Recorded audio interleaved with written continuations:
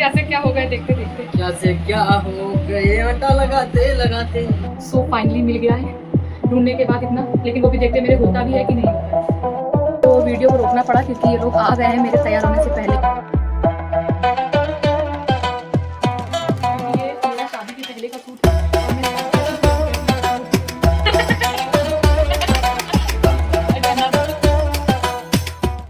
Hey everyone, welcome back to my YouTube channel. कैसे हैं आप लोग? उम्मीद करती हूँ बहुत अच्छे ही होंगे। तो आप लोग मेरे चेहरे की खुशी देख करके पहचान ही रहे होंगे कि ये व्लॉग आज किस टॉपिक पर है।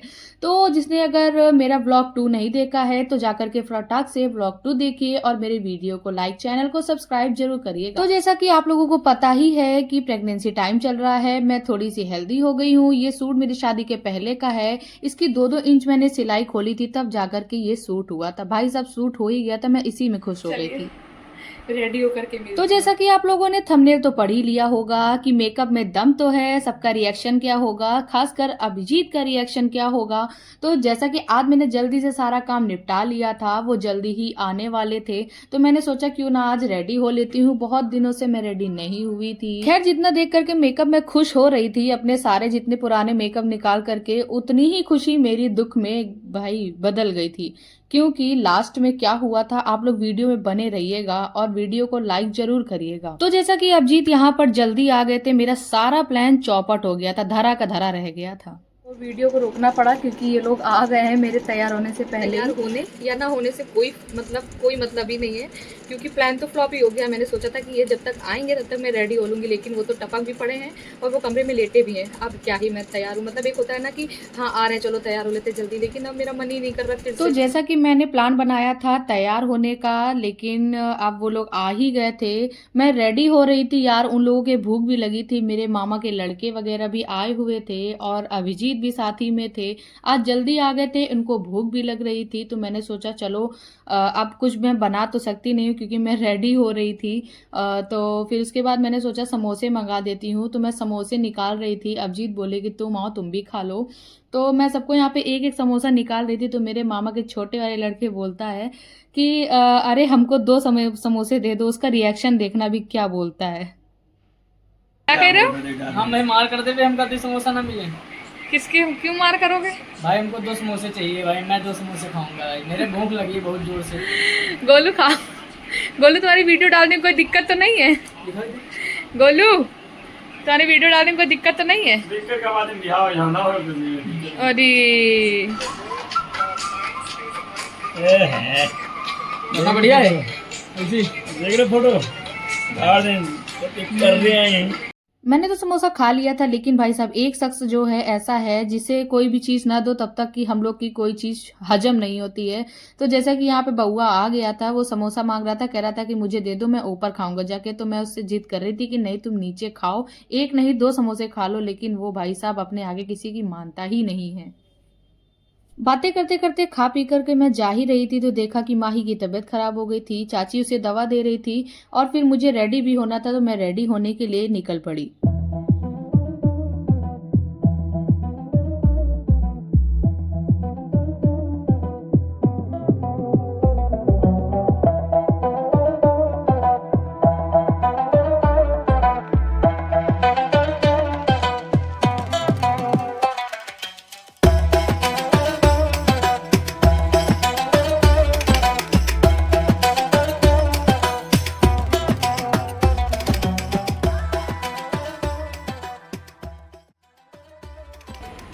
क्या हो गया गोलू? क्या टूट गया तुम्हारा? बेबी दिन देखा कुछ है ही नहीं हो जा तो यहाँ पे मामा का लड़का जा रहा था तो मैं उठ करके आ गई थी। लेकिन भाई साहब ये लोग मेरा मेकअप देख करके हंस रहे थे, कह रहे थे ये धूरन थोप करके। अरे यार मतलब धूरन नहीं यार, कह रहे थे वाइट वाइट क्या थोप करके आई हूँ। इसलिए मैं पूरा मेकअप करने के लिए फिर चली गई।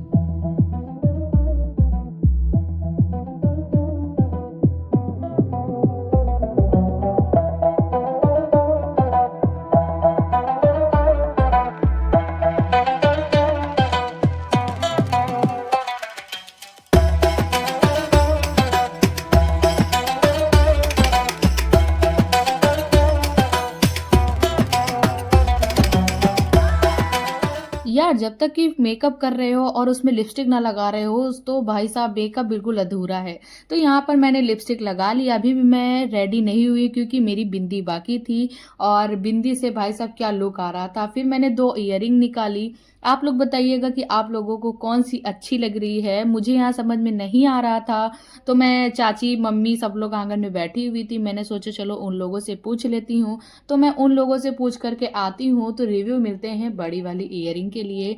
तो छोटी वाली बोल रही थी कि मैच नहीं हो रही है, बड़ी वाली मैंने पहनी, वाकई में मुझे भी बहुत सुंदर लग रही थी और यहाँ पर मैं रेडी हो गई हूँ। अभिजीत का कहना है कि मेकअप करने में मुझे 1 से 1.5 घंटा लगता है, मैं बहुत लेट करती हूँ। तो भाई साहब पहले तो मैं लेट करती थी, मुझे इतना नहीं खलता था, लेकिन अब इस समय पर मैं जब मेकअप कर रही थी बैठे बैठे, हाँ 1 घंटा तो मुझे लग ही गया था मेकअप करने में। भाई साहब बैठे बैठे मेरे पैरों में सूजन आ गई थी, इतने ज़्यादा पैर दर्द हो रहे थे। लेकिन अब जब मैं रेडी हो ही गई हूँ तो फाइनल लुक तो करना ही था, फोटोशूट भी थोड़ा सा करना था।